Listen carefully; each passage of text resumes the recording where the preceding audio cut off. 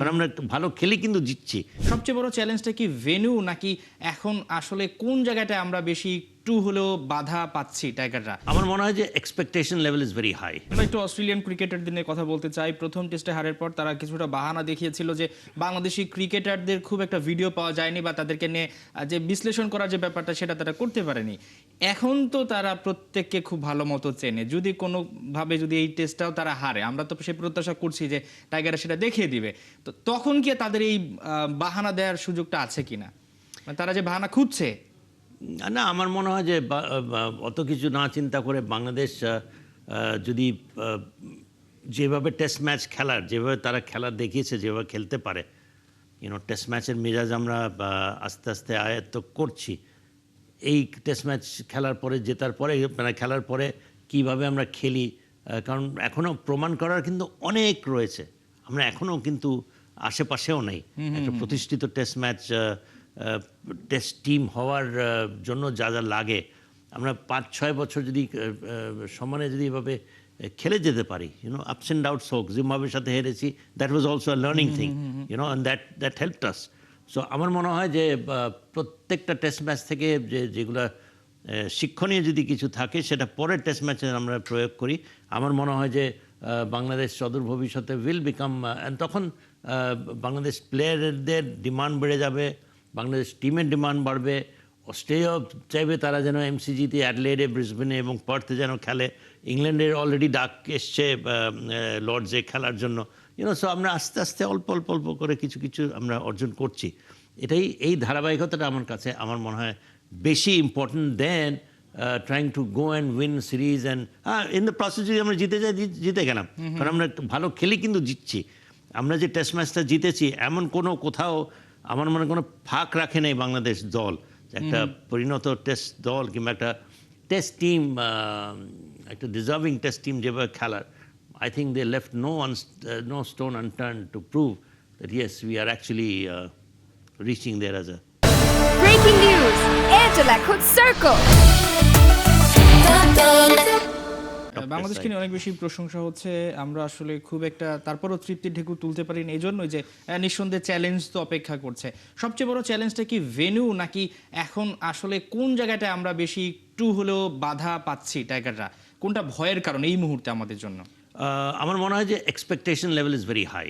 ওকে, so এটা আমার মনে হয় এইটাকে যদি প্রেশারে না নেয়, প্লেয়ার্স, টিম, ড্রেসিং রুমের পরিবেশ, মিডিয়া, ম্যানেজমেন্ট সবাই মিলে হঠাৎ করে হয়তো আশা করছে বাংলাদেশ না জানি কী করে ফেলে এই জিনিসটা, because you played one test match, good, forget it. Now it's a new day, new condition, বোলার্সরা will come in aggressively, you have to face that situation. এখানে নতুনভাবে এই নতুন পরিস্থিতিকে সামাল দিতে হবে। সব কিছু মিলিয়ে এটি তো টেস্ট ক্রিকেটের বিশেষত্বটাই হচ্ছে এখানে you have to adjust, adapt to the conditions, changing conditions. এবং এই পরিস্থিতিটাকে যদি আমরা মোকাবেলা করতে পারি, যেমন টেস্ট ম্যাচের প্রথম দিকেই আমাদের ফাস্ট বোলারসরা আসবে, বল উইল কাম, নাকের পাশ দিয়ে যাবে, মাথার পাশ দিয়ে যাবে, কিভাবে সেটা মোকাবেলা করবে সেটা ওপেনিং ব্যাটার্সদের উপরেই বর্তায়। তারা এখন আমরা দেখছি যে সেখানে এই এরিয়াটাতেও আমরা কিছুটা ইম্প্রুভমেন্ট দেখছি। সাদমান ইসলাম ইজ দি অনলি কনসিস্টেন্ট, মোটামুটি থাকছে। আমরা অস্বাভাবিক একটা ইনিংস দেখেছি তানজিদ তামিমের কাছ থেকে, কনসিস্টেন্টলি, যেন সেকেন্ড ম্যাচটাও যেন আমরা ওই ধরনের কিছু একটা আমরা দেখতে পারি। যদি হয় প্রথম ওপেনিং বোলার্স এবং ওপেনিং ব্যাটার্সরা যদি ফার্স্ট সেশনটা যেটা দিয়ে করে সেটা যদি সামাল দিতে পারে, I think this test match is also going to B interesting. সেটা আমরা সবসময় আসলে ওডিআই নিয়ে বাংলাদেশকে নিয়ে কথা বলি, বা ওডিআইতে বাংলাদেশ ভালো করে, অন্যান্য দলগুলো আমাদেরকে ওডিআইয়ের জন্যই হয়তো ইনভাইট করে, আমরাও সেটাতে খুব ভালো করি। এখন আসলে টেস্ট নিয়ে কথা বলা, টেস্টে অনেকে আবার খেলতে চায় না, এই ধরনের কিন্তু অনেক অভিযোগ রয়েছে। বা আমাদের দেশে ঘরোয়া লিগে যে টেস্টটা যেভাবে হয় সেটাও কিন্তু খুব ওয়েদারের কারণে বলেন বা নানা কারণে যারা আসলে ন্যাশনাল টিমে খেলে তারা অনেক সময় সেটাকে স্কিপ করে বা টি-20টাকে বেছে নেয়। এখন কি এটাও একটা বার্তা কিনা যে টেস্ট যে একটা মর্যাদার ক্রিকেট, এবং এটাকে বলা হয় যে আসলে খুবই মর্যাদার একটা ক্রিকেট, সাদা লাল বলের ক্রিকেট, তো সেইটাও কি ওই ক্রিকেটারদেরকে একটু হলো আগ্রহী করে তুলবে কিনা? আরেকটা জিনিস, গুড কোয়েশ্চেন, ফ্যান্টাস্টিক কোয়েশ্চেন। এটা আমরা যদি খেয়াল করে দেখি, আমরা কয়েক বছর ধরে আমরা কি দেখছি, আমরা দেখছি যে বাংলাদেশের মার্জিং দল, বাংলাদেশের এ দল, হাই পারফরমেন্স দল প্রায় কিন্তু বিদেশ যাচ্ছে। এখন কিন্তু একটা সাউথ আফ্রিকাতে খেলছে এমার্জিং টিম, হ্যাঁ। বাংলাদেশ এ দল একটা যাচ্ছে T20 খেলতে। সবকিছু মিলিয়ে আমরা ডিফিকাল্ট কন্ডিশনসে বেটার অপোজিশন এগেনস্টে আমরা কিন্তু খেলছি। আমরা অনেক নতুন নতুন প্লেয়ার দেখে আমরা দেখছি। এখন একটা আছে সোহান, হাবিবুর রহমান সোহান, সেনসেশনাল প্লেয়ার, Right. আমরা দুই একটা নাম এরকম শুনতে পাচ্ছি যারা T20-তে তারপরে ইমন একজন আছে যে নাকি সাউথ আফ্রিকান এমার্জিং দলের এগেনস্টে খেলছে।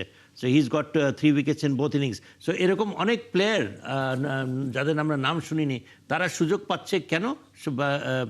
দেশের মাটিতে যেহেতু ওই ধরনের আমরা সুযোগ সুবিধা কিংবা ওই ধরনের ফ্যাসিলিটিস, ওই ধরনের কন্ডিশনসে প্রায়শই খেলতে পারে না। এখন ক্রিকেট বোর্ড কি করছে, এদেরকে বিদেশে পাঠাচ্ছে, Right. এই ধরনের কন্ডিশনসে খেলাচ্ছে। অস্ট্রেলিয়াতেও এখন ডারউইনে একটা এসছে। একটা দল So আমার রয়েছে। মনে হয় যে এই ধরনের প্রস্তুতি, এই ধরনের যদি ইয়েটা যদি চলমান থাকে। থাকে, আমরা অদূর ভবিষ্যতে বাংলাদেশ থেকে অনেক প্লেয়ার বেরোতে দেখব।